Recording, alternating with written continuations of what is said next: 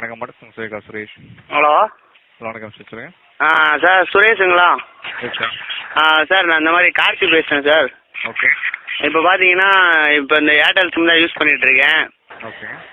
ஒரு 2 நாளாக பார்த்தீங்கன்னா கால் வர மாட்டேங்குது சார். என்ன பண்ணேன்னே தெரிய மாட்டேங்குது. மொபைல் ஏதோ பிரச்சனை போல இருக்குது. ஓகே. கால் வர மாட்டேங்குது.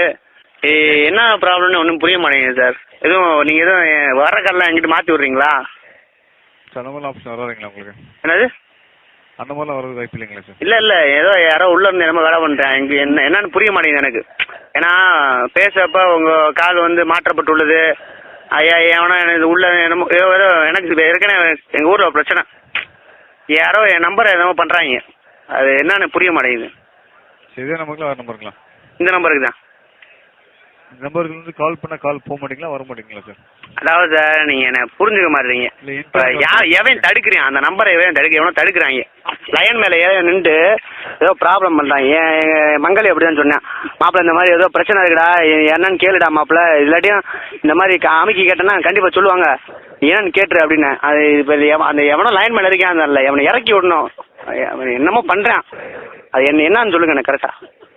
சார் இன்கமிங் வர மாட்டீங்களா உங்களுக்கு? இன்கமிங்னா சார் உங்களுக்கு எந்த இன்கமிங் வர மாட்டேங்குங்களா உங்களுக்கு? அதான் சார் இன்கமிங்ன்ற ஒருத்தர் இருக்கானா? Hello hello hello sir. Hello sir. இல்லை சார், இப்போ யாரோ இன்கமிங் என்னமோ இப்போ சொன்னீங்களே, என்னன்னு கேட்குறேன். அவன் தான் பிரச்சனை பண்ணுறானா? சார் உங்களுக்கு வந்து அந்த இன்கமிங்ன்றவன் தான் பிரச்சனை பண்ணுறேன், அப்படி தானே? ஹலோ சார், உங்களுக்கு என்ன ப்ராப்ளம் தெரிஞ்சுக்கலாங்களா? இல்லை சார், நீ என்ன சொல்ல வரேன்னா இப்போ எனக்கு கால் வர மாட்டேங்குது. சரிங்க. எவனோ வந்து பிரச்சனை பண்ணுறேன்னு என் பங்காளி சொன்னேன்ல. இப்போ லைனில் எவன் இருக்கேன்னா இறக்கி விடுங்க. எவனோ லைனில் இருக்கான். லைனுங்களா? ஆமாம், லைன் இப்போ ஃபோன் வருமாம்ல, அந்த லைனில் எவனும் நிற்பான். நம்மள நின்றா வந்து பேச முடியாது. இது ஒரு வகையாக செய்வன மாதிரி நினைக்கிறேன், அப்படி தானே? ஹலோ சார், மணி இன்கமிங் வரலன்னா கண்டிப்பாக நான் கம்ப்ளைண்ட் எடுத்து போட்டு போயிடுறேன் உங்களுக்கு. ஓகேங்களா? கம்ப்ளைண்ட் வேணாம். ஏன்னா நம்ம வந்து யாரையும் வந்து கஷ்டப்படுத்தக்கூடாது, சரியா? இப்போ வந்து அவன் எவன் இந்த இன்கமிங்ன்றவன் தான் பிரச்சனை. இப்போ அவனை தான். ஹலோ, நீங்கள் தகவல் கொடுக்க மாட்டீங்க போல சார். நான் செக் பண்ணிக்கிறேன் உங்களுக்கு.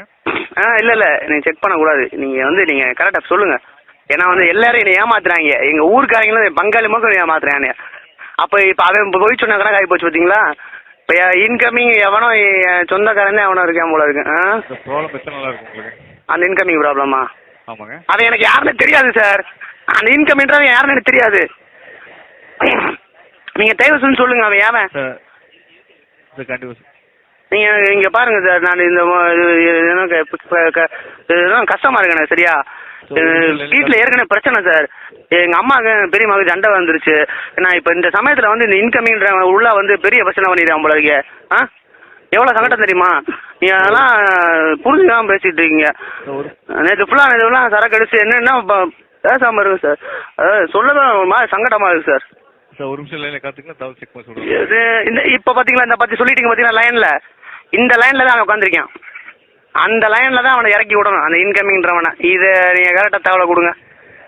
இப்போ நீங்களும் சொல்கிறீங்க, அப்போ நீங்களும் என்ன ஏமாத்துறீங்க, அப்படி தானே சார்? சுரேஷ் சார் தயவு செஞ்சு சொல்லுங்கள் சார். எனக்கு ரொம்ப பிரச்சனையாக இருக்குது சார். எதுனாலும் பரவாயில்ல சார், சும்மா சொல்லுங்கள் சார்.